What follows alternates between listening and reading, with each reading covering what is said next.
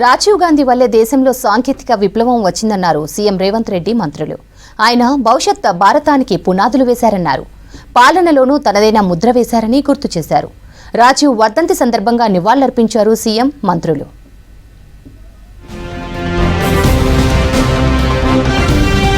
దేశంలో సాంకేతిక విప్లవం తీసుకొచ్చిన మహానేత రాజీవ్ గాంధీ అన్నారు సీఎం రేవంత్ రెడ్డి. రాజీవ్ గాంధీ 34వ వర్ధంతి సందర్భంగా సెక్రటేరియట్ దగ్గర విగ్రహానికి నివాళులర్పించారు. దేశాన్ని బలమైన ఆర్థిక వ్యవస్థగా తీర్చిదిద్దారని చెప్పారు.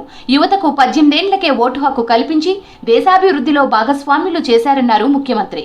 ఈ దేశానికి ప్రధానమంత్రిగా వన్నెరెచ్చిన నాయకుడు కీర్తిశేషులు రాజీవ్ గాంధీ గారు ఆర్థిక సరళీకృత విధానాలతో దేశాన్ని బలమైన ఆర్థిక దేశంగా నిలబెట్టడమే కాకుండా యువతకు 21 సంవత్సరాల ఓటు హక్కు ఉంటే వయస్సు తగ్గించి 18 సంవత్సరాలకి ఓటు హక్కు ఇచ్చి ఈ దేశంలో రాష్ట్ర ప్రభుత్వాలను, కేంద్ర ప్రభుత్వాలను ఏర్పాటు చేయడంలో యువతకు కీలకమైన బాధ్యతను అప్పచెప్పిన ఒక గొప్ప నాయకుడు రాజీవ్ గాంధీ గారు.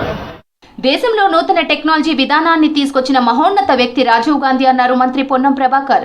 భారతదేశ నిర్మాణానికి ఆయన కృషి మరువలేనిదన్నారు. సిద్దిపేట జిల్లా అక్కన్నపేటలో రాజీవ్ గాంధీ వర్ధంతి సందర్భంగా చిత్రపటానికి పూలమాల వేసి నివాళులర్పించారు మంత్రి పొన్నం. రాజీవ్ గాంధీ గారు ఈ దేశ విప్లవాన్ని తీసుకొచ్చే విధంగా 21వ శతాబ్దంలో తీసుకుపోవాలని ఆనాడు టెక్నాలజీని తీసుకొచ్చిన కారణంగానే ఈరోజు మనం వాడుతున్నటువంటి టెక్నాలజీ అంతా వారు సంబంధించినటువంటి చొరవతోనే జరిగింది.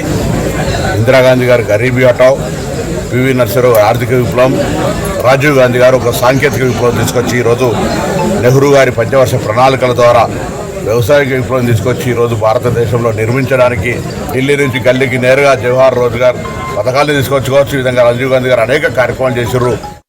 దేశంలో పేదరికాన్ని నిర్మూలించి సమసమాజ స్థాపనకు రాజీవ్ గాంధీ ఎంతో కృషి చేశారని అన్నారు మంత్రి సీతక్క. రాజీవ్ గాంధీ 34వ వర్ధంతి సందర్భంగా ప్రజాభవన్లో రాజీవ్ గాంధీ చిత్రపటానికి పూలమాల వేసి నివాళులర్పించారు మంత్రి. రాజీవ్ గాంధీ దూరదృష్టితో కూడిన నాయకత్వాన్ని, పేదల సంక్షేమం పట్ల ఆయనకున్న నిబద్ధతను గుర్తు చేసుకున్నారు సీతక్క. రాజీవ్ గాంధీ ఆశయాలకు అనుగుణంగా సీఎం రేవంత్ రెడ్డి రాష్ట్రాభివృద్ధికి కృషి చేస్తున్నారని చెప్పారు.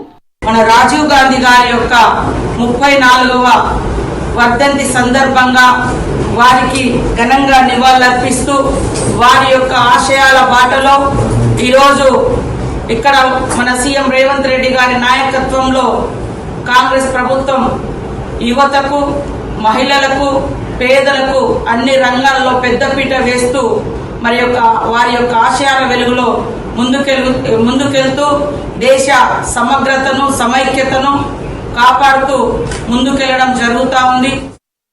ఇందిరమ్మ నెహ్రూ కుటుంబం త్యాగాల కుటుంబం అని అన్నారు మంత్రి జూపల్లి కృష్ణారావు. రాజీవ్ గాంధీ వర్ధంతి సందర్భంగా హైదరాబాద్ పంజాగుట్టలో రాజీవ్ విగ్రహానికి నివాళులర్పించారు మంత్రి. రాజీవ్ గాంధీ ఆశయాలను ముందుకు తీసుకొని వెళ్లడమే సరైన నివాళి అని అన్నారు మంత్రి జూపల్లి. రాజీవ్ గాంధీ గారి యొక్క ఆశయ సాధనలో భాగంగా రాహుల్ గాంధీ గారైనా, కాంగ్రెస్ పార్టీనా అదే ఉరవడిని ఉనికి తెచ్చుకుని యావత్ దేశాన్ని పేదరికాన్ని పాల్గొన్న ఆలోచించింది, గొప్ప కార్యక్రమం చేస్తున్నది. ఒక గొప్ప కుటుంబం, త్యాగాల కుటుంబం. వారి యొక్క ఆశయాలను ఆలోచనని మనం ముందుకు తీసుకెళ్తే నిజమైన నివాళులు చెప్పిన అందరికీ సవినిగా విజ్ఞప్తి.